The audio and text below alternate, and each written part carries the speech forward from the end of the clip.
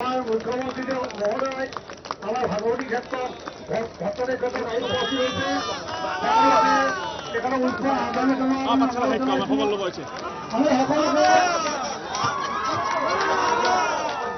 সকলকে মুখ্যমন্ত্ৰী মহোদয় আদৰ জনাৰ কাৰণে অনুৰোধ জনালো।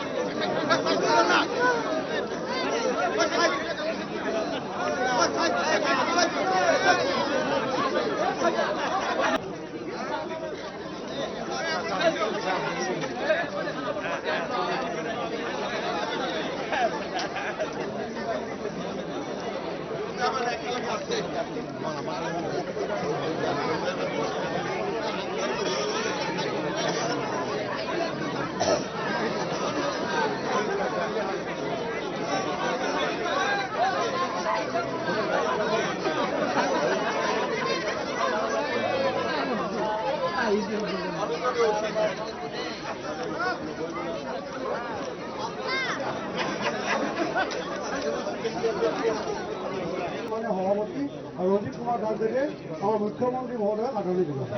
আগৰ পৰা চাই দিয়ক গামোচাখন লিখা আছে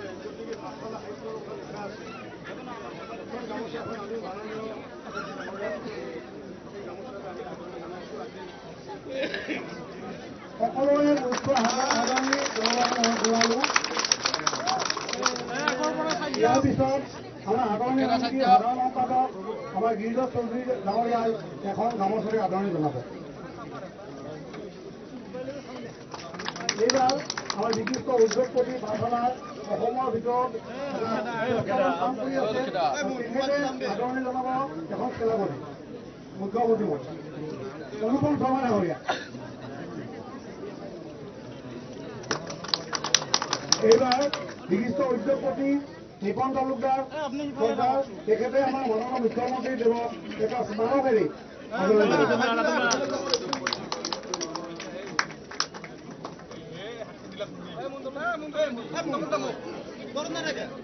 শনিবাৰ 10 লাখ টকা দিব এটা এনাউন্স কৰিব।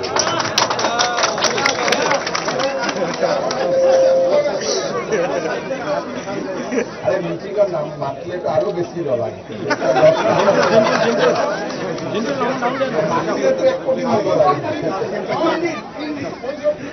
আমাৰ শ্ৰদ্ধা ৰাইজ, মই আজি কোকৰাঝাৰলৈ গৈছিলোঁ আৰু উভতি আহোঁতে আমাৰ সাহিত্য সভাৰ প্ৰস্তুতিৰ খবৰলৈ যাম বুলি মন্ত্ৰী ৰঞ্জিত দাস ডাঙৰীয়াক জনাইছিলোঁ। আপোনালোক সকলো আহি ইয়াত উপস্থিত হৈছে। আপোনালোকৰ নতুন বৰ্ষৰ শুভেচ্ছা জনাইছোঁ। সাহিত্য সভা দেখি ভাল লাগিছে। খুব ভাল সাহিত্য সভা এখন হ'ব। মন্ত্ৰী ৰঞ্জিত দাস ডাঙৰীয়াই দিনে নিশাই কাম কৰি আছে। অনুপম শৰ্মা, নিপন তালুকদাৰ, বাকী সকলোৱে, সাধাৰণ সম্পাদক, কাৰ্যকৰী সভাপতি, আমাৰ জিলা প্ৰশাসন সকলোৱে চেষ্টা কৰিছে। খুব ভাল সাহিত্য সভা এখন হওক, সকলোৱে যোগদান কৰিব। এইবাৰৰ সাহিত্য সভাৰ এটা বিশেষ গুৰুত্ব আছে। অসমীয়াই ধ্ৰুপদী ভাষাৰ মৰ্যাদা পোৱাৰ পিছত প্ৰথমবাৰ সাহিত্য সভাৰ বৈঠক অনুষ্ঠিত হ'ব আৰু সেইকাৰণে এই বৈঠকখনৰ প্ৰতি সকলোৰে দৃষ্টি থাকিব। সভা শান্তিপূৰ্ণভাৱে আৰু খুব ধুনীয়াকৈ হৈ যাওক তাকে কামনা কৰি মই মোৰ বক্তব্য সামৰণি মাৰিছোঁ। বজালীত অসম সাহিত্য সভাৰ সপ্ততিতম, যাক আমি ৭৭ বৰ্ষ বুলি ক'ম, সেই অধিৱেশনখন বজালীত বা পাঠশালাত অনুষ্ঠিত হ'ব।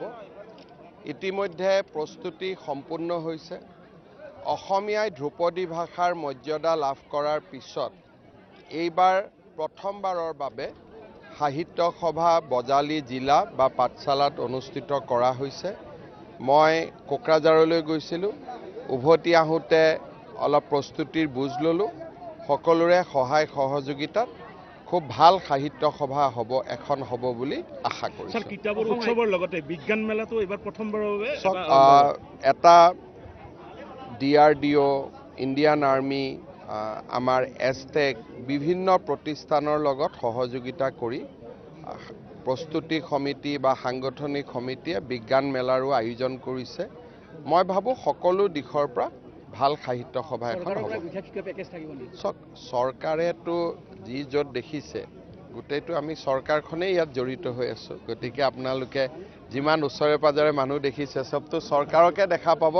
চৰকাৰ আৰু ৰাইজটো দুটা বস্তু নহয়, এখনেই। কিতাপৰ দিন হিচাপে আপুনি এই গোটেই বছৰটো লৈছিলে, আপুনি কৈছিলে, আৰু এতিয়া কেনেকুৱা ধৰণে ৰাইজক কি আহ্বান? আমি কৰি আছোঁ।